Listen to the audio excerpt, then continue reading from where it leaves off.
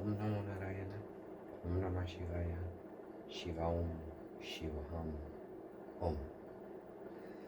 Welcome to another satsang with your host Chuck the Yogi from the Yogi Cave on the eve of my 50th birthday. I figured that this was as good a time as any to begin to start reaching out to all of you, and hopefully whatever I have to offer you is agreeable. It's about 4 o'clock in the morning, so can't you tell? Anyway, where was we? Let's take a look. Om Shiva. Let's see, I think it was 1.44. Etayayava savichara nirvichara cha shukshma vishaya vyakyata. Thus, by this above-mentioned form of coincidence, the other two types of ecstasy, reflexive and ultra-reflexive, are explained. These have subtle objects as props for concentration. So, the savichara and nirvichara, sarvichara, is the one that uses props, and nirvichara is the one that doesn't require props. So, thus the difference between reflexive and ultra-reflexive. Props are important, they can be useful. Training wheels are good in the beginning, but sooner or later you want to let go and you want to fly. So that's the difference.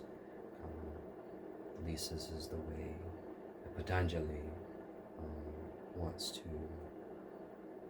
kind of elucidate on it. And so he defines them as savichara and nirvichara. 1.45 Sukshma Visha Yatvam Cha Alinga Paryavasanam. And the subtle objects terminate in the undifferentiated. So the subtlety ends into the void, but it's not a nihilistic void. It's something that can't be put into words, but it resolves itself into that, tattvam asi, that art thou. What is that? Well, there's no words to describe it, but ultimately that is the path of yoga, is to seek that with a capital T out. 1.46 Dayava Savijaha Samadhi. These kinds of coincidence barely belong to the class of ecstasy with seed. So that's just another way of saying savichara, in the sense that it's ecstasy with seed, it's ecstasy or samadhi with props. Therefore, what that implies also is that the karmic seeds or the vasanas or the tendencies haven't been completely eradicated. What a Buddha would call nirvana hasn't been achieved. So there's going back to the illusion of weeding the garden. As long as those roots are still there, the roots of those weeds, as long as they are still there anywhere, they will sprout if given the right conditions. So it's important for Patanjali to make that distinction between samadhi with seed and samadhi without seed. Seedless samadhi. 1.47 Nirvichara Vaisharati Adhyatma Prasavaha. When there is lucidity in the ultra-reflexive ecstasy, then this is called the clarity of the inner being. So these are just different terms to imply the same thing. Like Buddha means he who is awake. So this is another form of talking about that, of Buddhahood. Lucidity of the clarity of inner being. It's the same thing. I'm awake. Awake to what? Awake to that. What is that? It has to be experienced. 1.48 Hritam para tatra prajna. In this state of utmost lucidity, insight is truth-bearing. So what does that mean? It means that the yogi can see things directly and not necessarily depend on inference, evidence, and things of that nature, logic, reason. He can apprehend it immediately, the situation, whatever's at hand, what needs to be done, so forth and so on. So it's a kind of ultra-cognitive or transcendent cognition, if you will. Something instantaneous, quantum, if you will.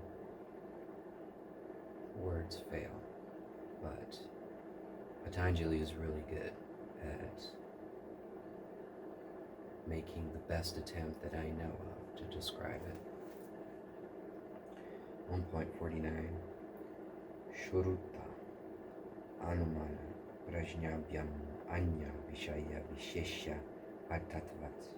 The scope of this Gnostic insight is distinct from the insight gained from tradition and inference, owing to its particular purposiveness. Again, this is just an elaboration of what I had stated before, that its apprehension is immediate. There's no medium in order to achieve that apprehension. It is instantaneous. There is no need for a prop. That's what that means. 1.50 Taja Samskaram Nya Samskara Pratibandhi. Subliminal activator born from that Gnostic flash obstructs the other subliminal activators. So there we have subtle mechanisms by which samadhi is achieved. You have sarvichara samadhi, nirvichara samadhi, that which is superior rules over that which is inferior. Nirvichara samadhi rules over sarvichara samadhi. If you achieve that samadhi without seed, it supplants and overrules the vasanas, the tendencies, the seeds, the roots. They're suppressed, they're eradicated, they're transcended. So that's what he's talking about, in a very technical way. 1.51 Dasya api nirode sarva nirodhan nirvijaha samadhihi. Upon the restriction also of this regressive subliminal activator, there ensues, owing to the restriction of all contents of consciousness, the ecstasy without seed. So that is the ultimate goal, is to achieve the samadhi without seed, to float in the infinite void without any foundation whatsoever.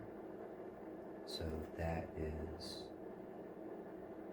Patanjali's very technical way of saying that is the way to enlightenment, to Buddhahood. Anyway, we have finished the first pada. I can't tell you how many times I've been doing this. It's been over 10 months now, and I've been over that pada over and over again since 1985. And this is the first time I can say for sure that I have been able to finish that pada in the proper format to present it to you, with scars and hiccups and all. So hopefully it's agreeable. Anyway, we'll leave it here. I'm going to start the second pada next time around after my 50th. Om Namo Narayana, Om Namah Shivaya, Shiva Om, Shivaham, Om, Jai, Jai Mahakal. Till next time.